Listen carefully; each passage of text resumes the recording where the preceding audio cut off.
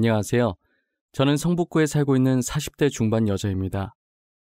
여러분들은 몸과 마음을 다 줄 만큼 누구보다 사랑했던 사람에게 배신을 당해보신 적 있으신가요? 제가 이 이야기를 누구에게 말하기도 그렇고 이곳에 사연을 보내는 것도 몇 번이나 망설였어요.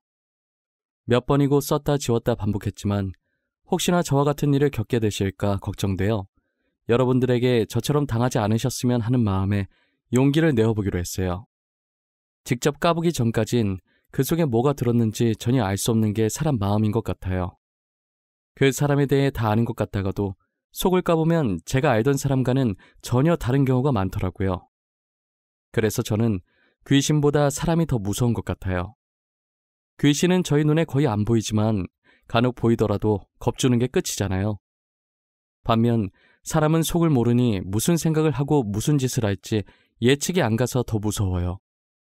저희 집안은 나름 교육자 집안이었어요. 아버지는 사업을 하셨고 저희 외가 쪽이 대대로 교수, 교사셔서 저희 어머니도 대학 교수셨어요. 아버지께서는 제가 사업을 이어받았으면 하는 바람이 있으신 것 같았지만 저는 아이들을 좋아해서 어머니처럼 훌륭한 교육자가 되고 싶었어요.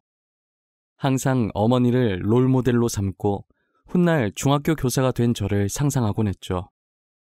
그런데 제가 중학생이 되던 해에 어머니께서 갑자기 돌아가신 거예요. 평소 건강해 보이셨기 때문에 어머니의 사망 소식은 제게 더 충격이었죠. 어머니는 평소처럼 수업 준비하다가 갑자기 심장마비가 와서 돌아가셨다고 하더라고요. 알고 보니 어머니께서는 어렸을 때부터 심장이 약하셨대요. 그래서 깜짝깜짝 놀라는 공포영화 같은 것도 못 보고 친구들끼리 놀래키는 장난 같은 건 일절 치지 않으셨다고 아버지께 들었어요. 저는 어렸을 때부터 철이 일찍 들었던 터라 제가 울면 어머니께서 편히 못 가실까봐 울지도 않고 의젓하게 아버지 곁을 지키면서 어머니를 잘 보내드렸어요. 오히려 저보다는 아버지께서 더 슬퍼하셨고 태어나서 처음으로 아버지께서 우는 모습을 보게 됐죠. 늘 가장으로서 위험 있는 모습만 보다가 이렇게 무너진 모습을 보니 마음이 너무 안 좋더라고요. 그래도 장례식을 마치고 얼마 지나지 않아서 다시 평상시 모습으로 돌아오셔서 다행이었어요. 아버지는 제게 지원을 아끼지 않으셨고 하고 싶은 공부가 있다고 하면 다 하게 해주셨어요. 덕분에 저는 공부를 열심히 해서 다들 가고 싶다고 난리인 명문대에 들어가게 되었죠. 대학교 입학할 때까지 공부만 하며 살아왔기 때문에 남자친구를 제대로 사귀어 본 적이 없어요. 고등학생 때 몇 번 사귀긴 했었지만 공부하느라 바빠서 남자친구와 만나서 데이트할 시간이 없었어요. 그래서 헤어진 적이 많았고 매번 그런 식으로 반복되다 보니 연애를 해봤다고 할 수도 없었죠. 저는 대학생 때 우연히 친구 따라 꽈팅이라는 곳에 한번 나간 적이 있어요. 다들 대학 가면 꽈팅에 대한 로망들이 다 있잖아요.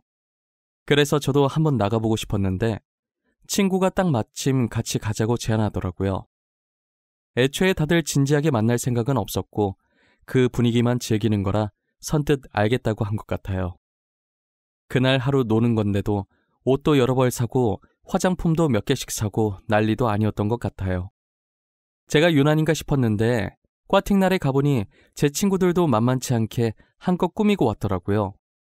평상시에 다 늘어난 추리닝에 과잠 입고 안경 끼고 다니던 애들이 하나도 안 보이는 거예요. 우린 평소와 완전 다른 서로의 모습을 보고 까르르 웃으면서 놀리기 바빴어요. 수업할 때까진 아무 생각이 없었는데 막상 수업을 마치고 꽈팅 시간이 다가오니 떨리더라고요. 괜히 입이 바짝바짝 말라서 물을 얼마나 마셨는지 모르겠어요. 저는 국어 국문학과였고 상대는 의학과였어요. 공부만 하던 사람들이라 분위기가 많이 어색할 줄 알았는데 의외로 의학과 분들이 잘 노시더라고요. 먼저 분위기를 풀어주셔서 저희도 편하게 섞여서 놀 수 있었어요. 어차피 즐기러 간 자리라서 내숭 떨지도 않았고 평상시 제가 하던 대로 행동했었어요. 그런데 그 모습이 털털해 보이고 좋아 보였나 봐요. 이제 슬슬 정리하고 가려고 하는데 한 남학생이 제게 번호를 물어보더라고요. 누군가 제게 번호를 묻는 경우는 처음이어서 살짝 망설이다가 연락처를 찍어줬어요. 제게 연락처를 물어본 사람은 의학과 학생들 중에 제일 나이가 많았었어요. 학교에 입학하자마자 자기 길이 아니라고 생각하고 휴학해서 군대를 갔다 왔었대요. 그런데 집안에서 의사 아니면 안 된다고 하는 바람에 결국 다시 복학을 했다더라고요. 저는 연상을 좋아했기 때문에 저보다 나이 많다는 얘기를 듣고 더 호감이었던 것 같아요. 그리고 몇 번 데이트 신청을 하시길래 만난 적이 있었는데 만날 때마다 매너가 너무 좋았어요. 한 번은 엄청 분위기 좋은 카페에서 제게 고백을 하더라고요. 저는 제대로 된 연애는 처음이기도 하고 만난다고 해서 다 결혼하는 건 아니니까 처음엔 이 남자와 가볍게 연애를 시작했어요.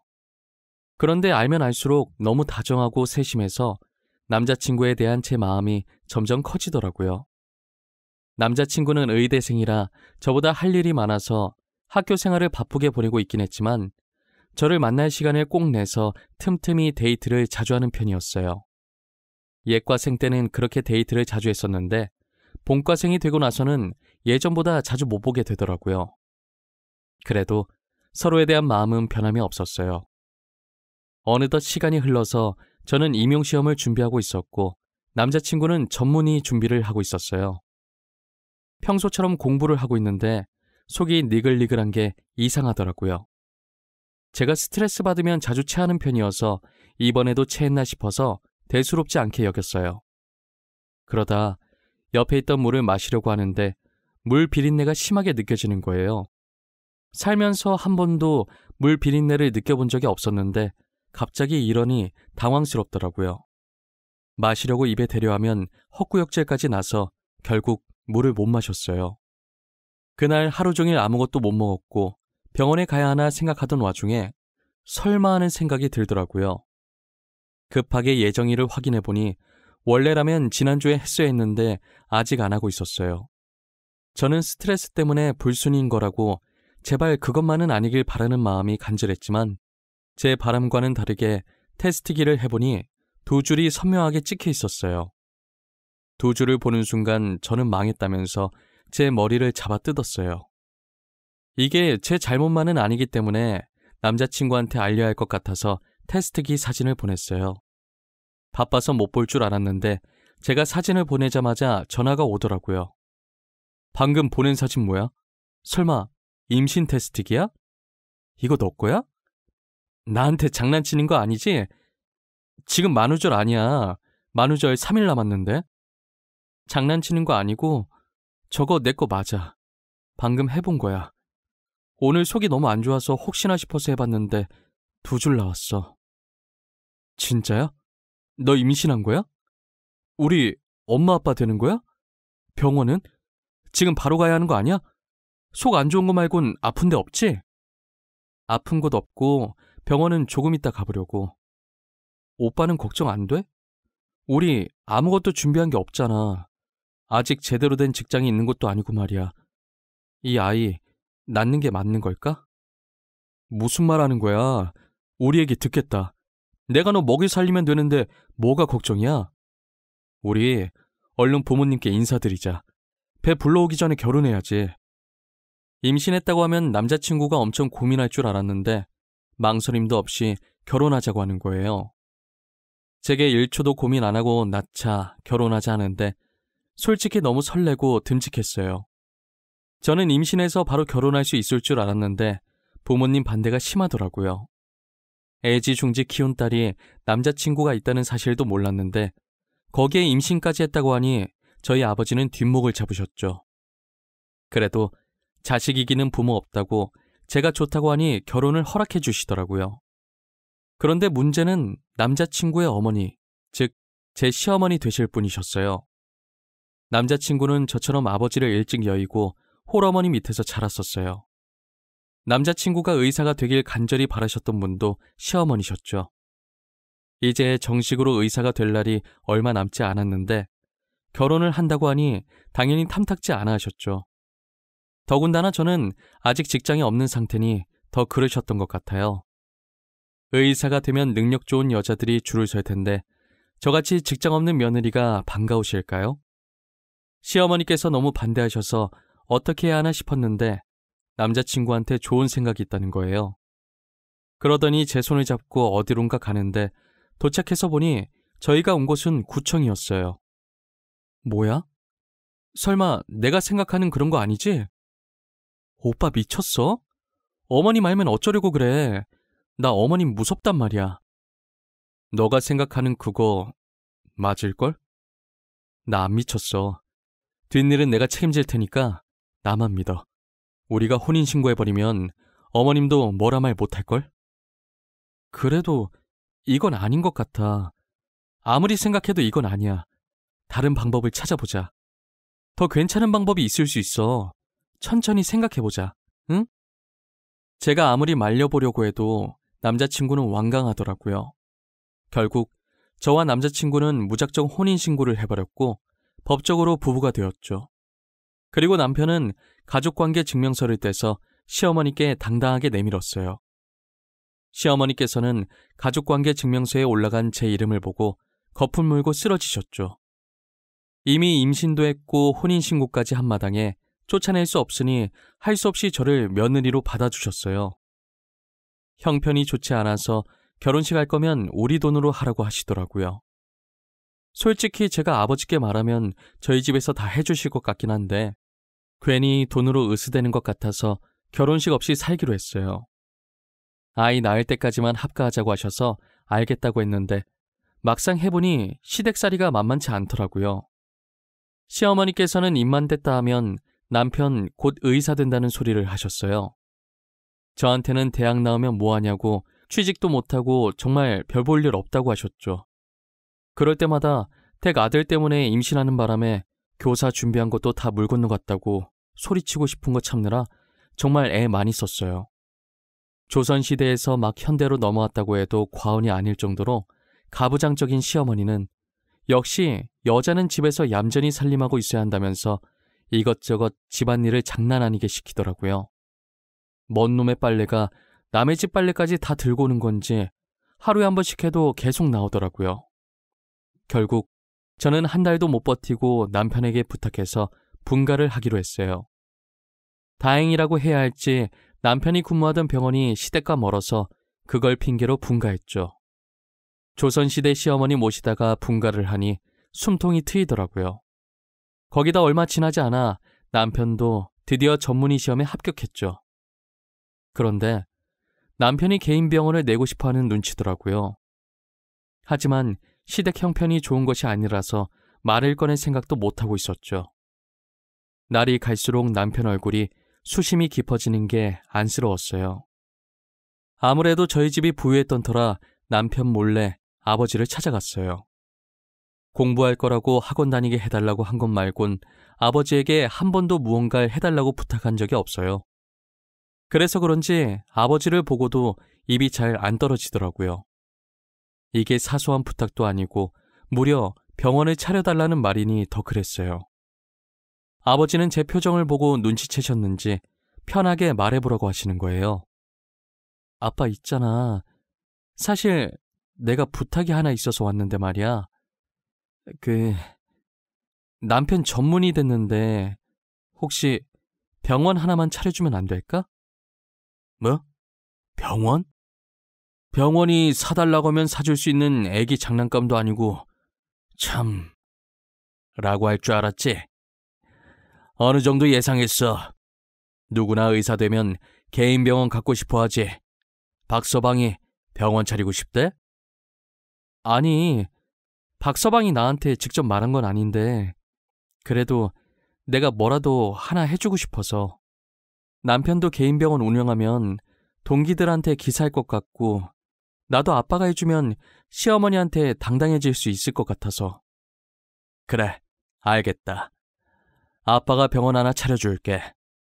네가 나한테 한 번도 부탁한 적 없으니까 해주는 거야. 처음이자 마지막이다. 알지? 대신 병원은 아빠 명의로 할 거야. 내가 죽고 나면 박서방 주던가 하고.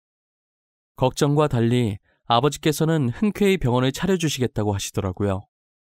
저는 기세등등하게 집으로 돌아가서 이 사실을 남편에게 알렸어요. 남편은 제 손잡고 너무 고맙다고 하고 아버지께도 전화해서 감사하다고 다음에 찾아뵙겠다고 했죠. 시어머니한테도 말했더니 그런 집안인 줄 몰랐다고 갑자기 저한테 살갑게 대하시더라고요.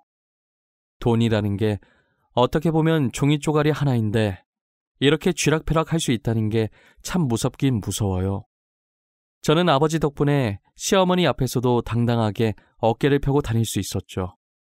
아버지께서는 정말 예상을 하셨던 건지 이미 병원 인테리어가 다 끝나 있더라고요.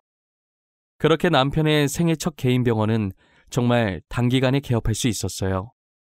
아무래도 아버지께서 사업을 하시니 인맥이 많아서 첫날인데도 사람들이 많이 오시더라고요. 게다가 병원 위치도 좋아서 크게 걱정할 게 없었어요. 그리고 남편 병원이 성형외과다 보니 대다수가 젊은 여성분들이었어요. 제가 드라마를 하도 많이 봐서 설마 드라마에서 보던 일이 펼쳐지는 건 아닐까 했는데 그동안 남편이 제게 했던 행동들을 떠올려 보니 그럴 양반은 아닌 것 같아서 걱정하지 않기로 했어요. 하지만 제가 너무 안일했던 것 같아요. 잘해주다가도 한순간에 변할 수 있는 게 사람 마음인데 말이에요. 저는 남편 병원도 계속 이대로 잘 되고 더불어 제 인생도 승승장구하길 바랐어요. 하지만 정확히 남편이 병원을 개업한 지 4달 만에 저는 충격적인 걸 보고 말았죠. 제가 임신 6개월 차에 접어들어서 어느 정도 배가 나와 있는 상태였어요. 몸이 점점 무거워지니까 움직이기 귀찮아서 집에서만 밥을 먹었는데 그날따라 이상하게 밖에 나가고 싶고 간만에 외식도 하고 싶은 거예요. 서프라이즈로 남편 놀래켜주고 싶어서 퇴근 시간에 맞춰서 말도 없이 병원에 갔었어요. 직원들은 이미 다 퇴근했는지 원장실에만 불이 켜져 있고 로비는 캄캄하더라고요. 살금살금 원장실로 다가가는데 가까이 갈수록 이상한 소리가 들리는 거예요. 남편의 목소리와 함께 외간 여자 목소리가 간간히 들리는데 그때부터 심장이 미친 듯이 쿵쿵 뛰더라고요. 조심스럽게 원장실 문을 살짝 열어서 봤는데 남편이 직원 한 명이랑 애정 행각을 나누고 있는 게 아니겠어요? 저는 그 모습을 보고 몸이 떨렸지만 침착하게 휴대폰을 들고 녹화하면서 문을 열었어요. 뒤늦게 저를 발견한 남편과 여직원은 당황해 하더라고요. 여직원은 빠르게 옷을 챙겨서 원장실을 나갔고 남편은 어쩔 줄 몰라 했어요.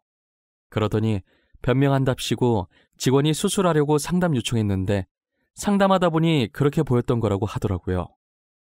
저는 말 같지도 않은 소리 하지 말라고 당장 이혼할 거라고 소리쳤고 남편은 아이를 생각해서 진정하라는 거예요. 바람난 남편 입에서 저런 말이 나오니 화가 났지만 아이라는 말에 멈칫하게 되더라고요. 결국 뱃속에 있는 저희 아이를 생각해서 한 번은 봐주기로 했어요. 태어나자마자 아빠가 없으면 우리 애가 너무 슬플 것 같았거든요. 진짜 너무 꼴 보기 싫은데 같은 공간에서 숨쉬기도 싫은데 정말 아기 하나만 보고 참았어요. 그리고 얼마 뒤 남편이 외도를 한 것보다 더 충격적인 일이 발생했어요. 바로 저희 아버지께서 사고로 세상을 떠나신 거예요. 평소 혼자 안 다니시는 양반인데 그날은 비서도 없이 혼자 나갔다고 하더라고요. 비서한테 말도 없이 나가서 비서분도 어디 가시려다가 사고 난 건지 전혀 모르고요. 외진 곳에서 발견됐는데 아무리 생각해도 아버지께서 거기에 갈 일이 없었어요. 하지만 증거가 없어서 아버지를 그렇게 만든 범인을 잡을 수 없었고 결국 저희 아버지 사건은 미제 사건으로 분류되었죠. 아버지께서 세상을 떠났다는 충격에 결국 유산을 하고 말았어요. 저는 수술한다고 아버지 빈소도 못 지켜드렸고 대신 비서께서 제 빈자리를 채우고 계셨죠. 남편은 제 병실에도 없었고 아버지 장례식장에도 안 보였어요. 제가 아버지 장례식을 마치고 집으로 들어갔는데 제 몸과 마음을 다 추스리기도 전에 남편이 기다렸다는 듯이 제게 이혼하자고 이혼 서류를 들이밀더라고요. 아버지께서 병원 차려주시면서 아버지가 세상을 떠나게 되면 병원을 남편에게 주기로 했었는데 이제 병원이 자기 손에 들어오게 되니 더 이상 제가 필요 없다고 생각한 것 같아요. 남편이 건네준 이혼 서류를 보니 합의 이혼이라고 적혀 있더라고요. 제가 일방적으로 이혼 당하는 건데 이게 어떻게 합의 이혼인가요? 저는 이혼해주겠다고 하고 이혼 소송을 걸었어요. 그때 남편 병원에서 찍은 영상이 남아있었기 때문에 남편의 불륜으로 위자료를 받아낼 수 있었어요. 저는 남편의 배신에 너무 충격을 받아서 모든 사람들과 연락을 끊고 남편에게 받은 위자료를 가지고 아무도 모르는 곳에 숨어 살았었어요. 그런데 어떻게 알고 온 건지 비서분이 저를 찾아오신 거예요. 아버지에게 빚진 게 많다고 대신 저한테 그 빚을 갚게 해달라고 하시더라고요. 비서분은 보육원 출신이셨는데 아버지께서 그 보육원에 봉사하러 갔다가 아이들과 잘 놀아주는 비서분을 발견한 뒤로 계속 눈여겨보고 있었대요. 곧 성인이라 보육원을 떠나야 한다는 소리를 원장님께 듣고 데리러 왔다고 하신 적이 있었어요. 거의 양아들처럼 믿고 비서직을 맡겼고 그만큼 비서도 아버지께 잘했었죠. 늘 저희 아버지를 친아버지처럼 생각하셨었거든요. 저랑은 어색한 사이였는데 아버지 돌아가시고 제게 도움을 많이 주시려고 노력하셨어요. 회사는 서울에 있고 저는 강원도로 피해 왔었는데 거의 출퇴근하다시피 제 집을 왔다 갔다 하시면서 상태가 어떤지 살피시더라고요. 아버지 유언장에 회사를 저한테 주기로 하셨었는데 안 받으려다가 아버지 유언이시니까 바지 사장으로 올려놓고 실질적인 대표 업무는 비서분이 다 하고 계셨어요. 저는 기댈 곳이 비서분밖에 없었고 비서분도 가족이 없으니 자연스럽게 저한테 기대시더라고요. 그러다가 비서분께 그냥 둘이 같이 살면 어떻겠냐고 해서 저는 비서분과 재혼을 하게 되었어요. 남편과는 겨우 1살 차이였고 제 과거를 아는 사람이라 굳이 숨기지 않아도 되니 더 편했던 것 같아요. 남편은 되게 따뜻한 사람이라 제 아픈 과거를 절대 꺼내지 않았고 사랑으로 보듬어 주었어요. 아버지가 살아계셨을 때 남편을 왜 눈여겨봤는지 알겠더라고요. 3년 동안 살면서 한 번도 싸운 적 없고 항상 저한테 져주던 남편이었어요. 그러다 한 번은 남편이 조심스럽게 예전에 아버지가 살았던 집 얘기를 꺼내는 거예요. 자기야, 나 진짜 고민 많이 하다가 말하는 건데 우리 예전에 아버님께서 살던 집에서 살면 어때? 여긴 당신 친구도 없고 나도 회사 나가면 혼자 있는 시간 많은데 그만큼 외롭잖아. 아, 맞아. 회사. 당신 회사 집이랑 많이 멀지? 왕복 얼마더라? 그동안 당신 출퇴근하기 힘들었을 텐데 내가 이기적이었네. 아빠가 살던 집으로 가자. 아니, 출퇴근이 힘들어서 그러는 거 아니야. 3년 동안 잘 다녔는데 뭘. 그냥 당신이 많이 외로워 보여서. 왜 그런 사람 때문에 당신이 이러고 살아야 하는지 모르겠어. 저는 듣고 보니 남편의 말도 맞다고 생각했어요. 생각해보면 잘못은 전 남편이 있는데 제가 왜 궁상 떨면서 이러고 살았는지 모르겠어요. 그렇게 저희는 3년 반 만에 고향인 서울로 올라오게 됐어요. 남편은 한쪽에서 이삿짐을 풀고 있었고 저는 오랜만에 다시 만난 집을 둘러보고 있었어요. 아무도 없는 집치곤 깔끔하길래 놀랐는데 알고 보니 남편이 주말마다 와서 관리해줬더라고요. 저도 신경 안 쓰고 있던 아버지 집을 남편이 소중히 관리해줬다니 고마워서 눈물이 고였어요. 이삿짐을 풀고 있는 남편을 보면서 눈물이 흐를랑 말랑 하고 있는데 누가 뒤에서 제 이름을 부르더라고요. 지아은 씨? 지아은 씨 맞으시죠? 3년 동안 찾아왔었는데 아무도 안 계시다가 드디어 만나 뵙네요. 저는 지은석 씨 전담 변호사였던 김철우라고 합니다. 안녕하세요. 아, 네, 안녕하세요. 근데 변호사님께서 3년 동안 저희 집엔 어쩐 일로... 혹시 저한테 무슨 볼 일이라도 있으신 거예요? 지은석 씨 앞으로 건물이 하나 있었잖아요. 성형외과 건물 말이에요. 그 건물 때문에 말씀드릴 게 있어서 왔습니다. 전화도 드렸었는데 없는 번호라 떠서 전달이 늦었네요. 아버지 유언장대로면 이미 전 남편 명의로 넘어갔어야 할 병원인데요. 그 건물에 무슨 문제라도 생긴 건가요? 그럼 전 남편에게 연락해 보셔야 할 것 같아요. 무슨 소리세요? 지은석 씨께서 유언장에 그 병원을 지아은 씨 앞으로 해달라고 하셨었어요. 아, 그리고 병원도 병원인데 혹시 지은석 씨가 사용하시던 휴대폰 잠깐 볼 수 있을까요? 저희 아빠 휴대폰이요? 어디 놔뒀는지 몰라서 집안에서 찾아봐야 할 것 같은데 아빠 휴대폰에 뭐가 있나요? 저도 그게 궁금해서요. 사망 직전에 저한테 사진인가 영상 보낼 거 있다고 하셨는데 못 받았거든요. 근데 영 찝찝해서요. 그래서 뭘 보내려고 하신 건지 확인해 보려고요. 변호사의 말에 저와 남편은 폰 안에 뭔가 큰 게 있을 것 같다는 생각이 들었어요. 아버지가 돌아가신 날 경찰에게 받은 유품들을 그대로 아버지 옷장에 넣어놨었거든요. 유품이 들어있는 상자를 뒤지기 시작하는데 제일 밑에 휴대폰이 들어있더라고요. 제가 손을 너무 떨자 남편이 가져가서 폰을 켰어요. 3년 만에 켜는 거다 보니 배터리가 없어서 켜지지가 않았고 저희는 급하게 충전선을 연결했어요. 충전선을 연결하자마자 아버지의 휴대폰이 켜지더라고요. 곧장 사진첩으로 들어갔는데 그때 생각하면 아직도 아찔해요. 영상 하나가 들어있었는데 아버지께서 사고를 당해 쓰러지는 순간에 마지막까지 남은 힘을 쏟아서 찍은 영상 같았어요. 아버지는 자신을 치고 떠나는 차를 찍는데 그 차 주인은 전 남편이었어요. 저는 차 번호판을 보자마자 너무 놀라서 입을 막고 소리를 질렀죠. 알고 보니 전 남편이 불륜도 들켰겠다, 병원이라도 가지려고 일부러 그랬던 것이었어요. 변호사께서는 그 영상을 보시고 아버지께서 유언장 수정하시면서 계속 악몽을 꿨다고 했는데 그게 이런 일이 생기려고 그랬던 것 같다고 하셨어요. 사실을 알게 된 이상 더 이상 전 남편을 가만히 둬서는 안 될 것 같았어요. 저는 전 남편이 운영하고 있던 병원을 다른 사람에게 넘겨버렸어요. 그리고 전 남편을 신고하려고 경찰서로 향했죠. 그런데 전 남편이 딱 마침 경찰서에 연행돼서 앉아있더라고요. 살짝 엿들어 보니 전 남편한테 걸린 의료사고 소송과 상간남 소송이 어마어마했어요. 원래 안 좋은 일은 한꺼번에 터진다고 하잖아요. 이제껏 잠잠하다가 제가 신고하러 간 날 그때 한 번에 다 터진 거라고 하더라고요. 참 고소복도 많은 양반이었어요. 전 남편은 뒤늦게 저를 발견하고 엄청 놀라는 거예요.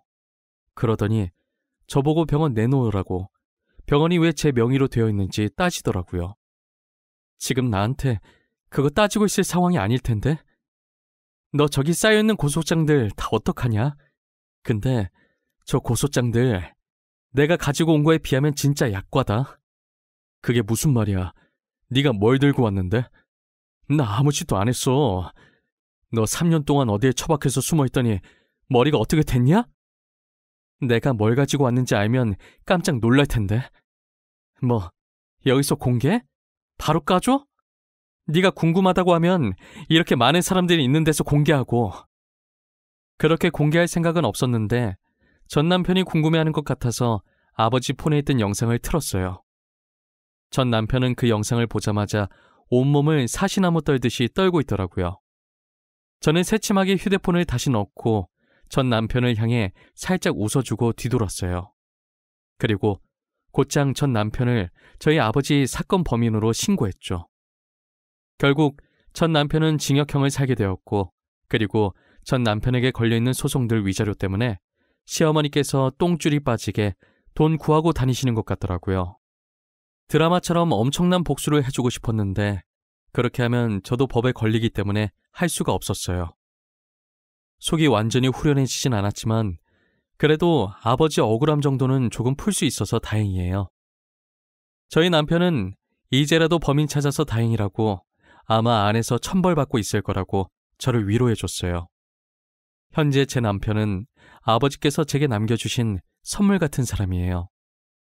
아버지는 사고가 아니었더라도 나이가 많이 드셔서 저보다 일찍 세상을 떠나게 될 테니 자신이 세상을 떠나게 되면 저 혼자 외롭지 말라고 제 남편을 남겨주신 것 같아요. 남편은 제게 때로는 아버지였다가 때로는 친구였다가 그리고 인생의 동반자인 소중한 존재입니다. 다른 것들은 다 잃어도 지금 남편만큼은 절대 잃고 싶지 않아요. 평생 지금처럼만 서로 이해하며 알콩달콩 잘 살았으면 좋겠어요. 이제는 저도 무거운 마음을 내려놓고 행복해질 때가 되지 않았을까 싶네요. 저의 긴 이야기는 여기서 끝입니다. 지금까지 들어주셔서 감사하고 여러분들은 저 같은 일 겪지 마시고 꼭 행복해지시길 바랄게요.